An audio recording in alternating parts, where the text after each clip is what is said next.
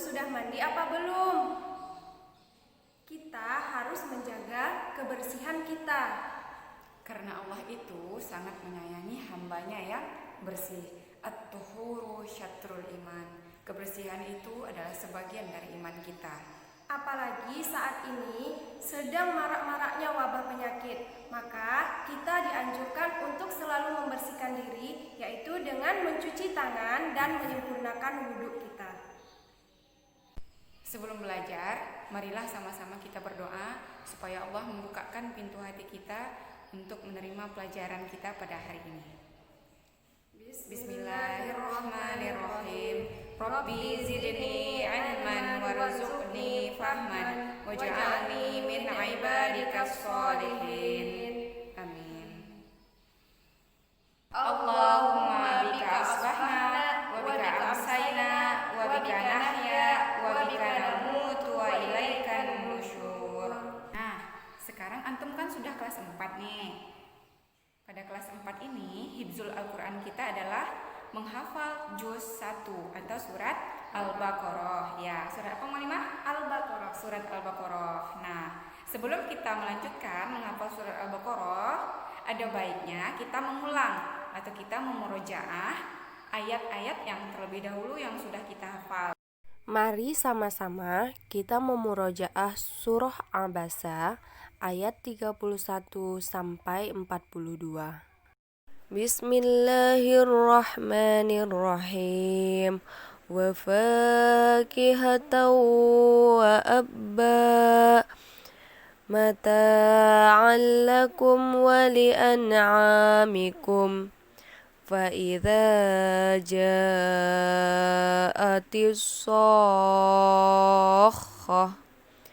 يَوْمَ يَفِرُّ الْمَرْءُ مِنْ أَخِيهِ وَأُمِّهِ وَأَبِيهِ وَصَاحِبَتِهِ وَبَنِيهِ لِكُلِّ امْرِئٍ مِّنْهُمْ يَوْمَئِذٍ شَأْنٌ يُغْنِيهِ وُجُوهٌ يَوْمَئِذٍ مُسْفِرَةٌ ضَاحِكَةٌ مُسْتَبْشِرَةٌ وَوُجُوهٌ يَوْمَئِذٍ عَلَيْهَا غَبَرَةٌ tarhaquha qatarah ulaika humul kafaratul fajarah.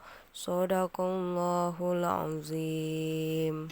Hari ini kita akan melanjutkan hifzul Quran yang selanjutnya. Kemarin antum menghafal ayat 21. Nah, sekarang kita lanjutkan, yaitu ayat 22.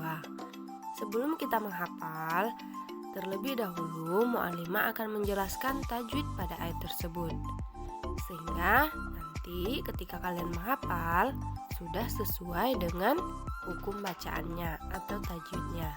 Mari simak baik-baik. Bismillahirrahmanirrahim. الذي جعل لكم الأرض فراشا والسماء بناء وأنزل من السماء ماء فأخرج به من الثمرات رزقا لكم فلا تجعلوا لله أندادا وأنتم تعلمون. Nah, sama seperti sebelumnya, kita masih membahas hukum bacaan ikhfa. Nah, sekarang mu'alimah ingin kalian mencari hukum bacaan ikhfa yang ada pada ayat 22 tersebut. Sekarang coba perhatikan dengan teliti tanda yang mu'alimah berikan ini. Di sini ada hukum bacaan, yaitu ikhfa. Kenapa dia disebut ikhfa? Karena ada nun bertemu dengan huruf zai. Huruf zai itu adalah salah satu huruf ikhfa.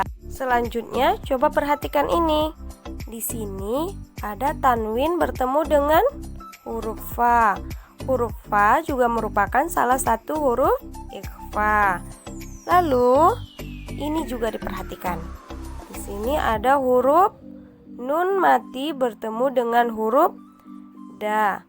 Huruf da ini merupakan huruf ikhfa. Lalu ini.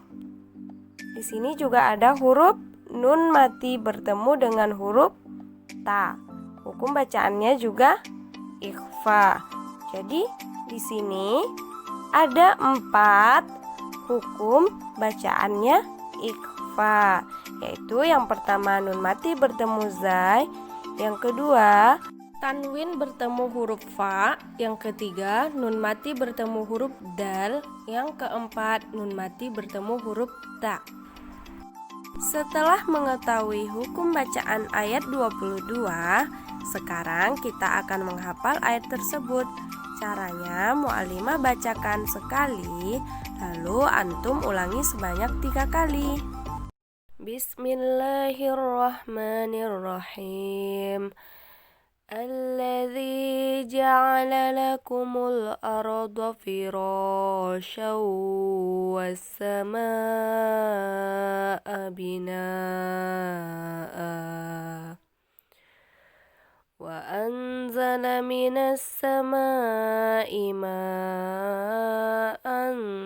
fa akhraja bihi minas thamarati rizqan lakum فلا تجعلوا لله أندادا وأنتم تعلمون. Adab kepada Nabi dan Rasulullah Muhammad SAW. Allah jadikan Rasulullah Muhammad SAW sebagai pemimpin dan hakim, manusia terbaik akhlak dan budi pekertinya. Beliau memiliki kesempurnaan diri dan jiwa, sehingga beliau merupakan makhluk yang paling baik dan sempurna. Sekarang kita akan belajar adab kepada Nabi dan Rasulullah Muhammad SAW. Sama halnya dengan adab kepada Allah, adab kepada Nabi ini juga ada 2, yaitu dibagi menjadi 2 ya. Yang pertama, perintah kebajikan, yang kedua, larangan atau yang dibenci. Nah, sekarang kita akan membahas tentang perintah kebajikan. Yang pertama adalah menghormati dan taat kepada Nabi SAW dan nabi lainnya. Caranya yaitu dengan mengikuti petunjuk langkahnya dalam urusan dunia dan agama. Jadi, bagaimana cara kita menghormati dan taat kepada Nabi Muhammad serta nabi lainnya? Yaitu dengan mengikuti segala petunjuk yang dibawa oleh nabi dan rasul tersebut, baik itu dalam urusan dunia dan agama. Seperti dalam Al-Quran, Surah Muhammad ayat 33. Bismillahirrahmanirrahim. Ya ayyuhalladzina amanu atii'ullaha wa atii'ur rasul wa la tubtilu a'malakum. Artinya, wahai orang-orang yang beriman, taatlah kepada Allah dan taatlah kepada Rasul, dan janganlah kamu merusakkan segala amalmu. Nah, di ayat ini kita juga disuruh untuk menaati Nabi Muhammad SAW, yaitu Rasul kita, dan menaati Nabi kita. Yang kedua, menjadikan Nabi Muhammad SAW sebagai orang yang paling dicintai, dihormati, dan diagungkan dari seluruh makhluk Allah. Maksudnya adalah kita harus selalu menjadi orang yang selalu atau orang yang menghormati Nabi Muhammad, kita harus beranggapan Nabi Muhammad itu adalah tidak ada orang yang paling dicintai lagi, yang paling dihormati di muka bumi ini, dan yang tidak ada kekurangan pada dirinya. Apabila namanya disebut, yaitu Nabi Muhammad SAW, maka bersolawatlah serta salam ke atasnya, mengakui kebenarannya dan menghargai sifat-sifatnya. Mengapa kita harus mengakui kebenarannya? Nah, sekarang kita lihat pada surah Al-Qalam ayat 4. Bismillahirrahmanirrahim. Wa innaka la'ala khuluqin azim. Artinya, dan sesungguhnya kamu, Nabi Muhammad, benar-benar budi pekerti yang agung. Surah Al-Qalam ayat 4. Adab yang ketiga yaitu membenarkan segala yang dibawa oleh Nabi Muhammad SAW sebagai petunjuk agama dan dunia. Kita harus yakin dan percaya bahwa Nabi Muhammad SAW adalah utusan Allah Subhanahu wa taala, di mana Nabi Muhammad SAW membawa petunjuk agama, dan kita harus membenarkan segala yang dibawa oleh Nabi Muhammad SAW. Adab yang keempat, mencintai para sahabat yang soleh dan para pengikut Rasulullah. Karena mereka mencintai Nabi Muhammad SAW dan telah mengajarkan dan menyebarkan risalah dan petunjuk yang dibawa oleh Rasulullah.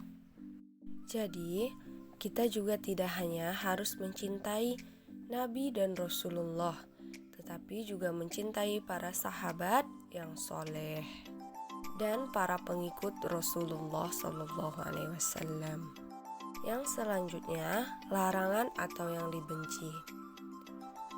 Tadi, Mu'allimah sudah menjelaskan tentang perintah kebajikan, sekarang kita masuk larangan atau yang dibenci. Apa itu larangan atau yang dibenci pada adab kepada Nabi dan Rasulullah SAW? Nah, yang pertama, mengingkari dan mendustakan Rasulullah dan para nabi. Maksudnya yaitu kita tidak percaya kepada Rasulullah dan kepada nabi. Padahal kita sudah tahu para nabi dan Rasulullah merupakan utusan Allah, yang mana petunjuk yang mereka bawa merupakan petunjuk yang benar.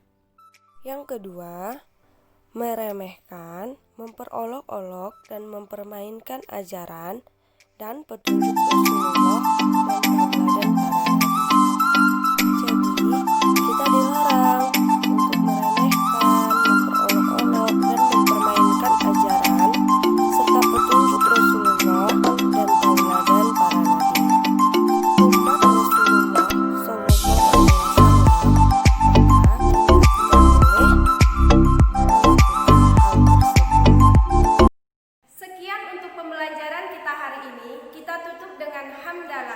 Alhamdulillahirobbilalamin. Kita akhiri dengan doa kafaratul majelis. Subhanakallahumma wa bihamdika asyhadu